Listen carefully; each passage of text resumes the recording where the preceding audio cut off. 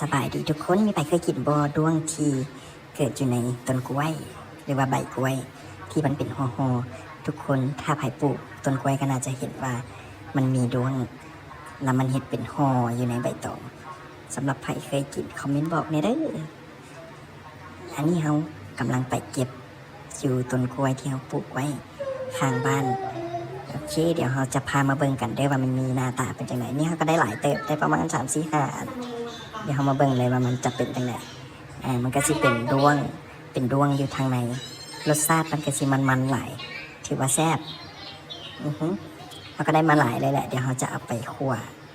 ไผ่ฮู้ได้ว่าด้วงตัวนี้มาจากสัตว์ประเภทใด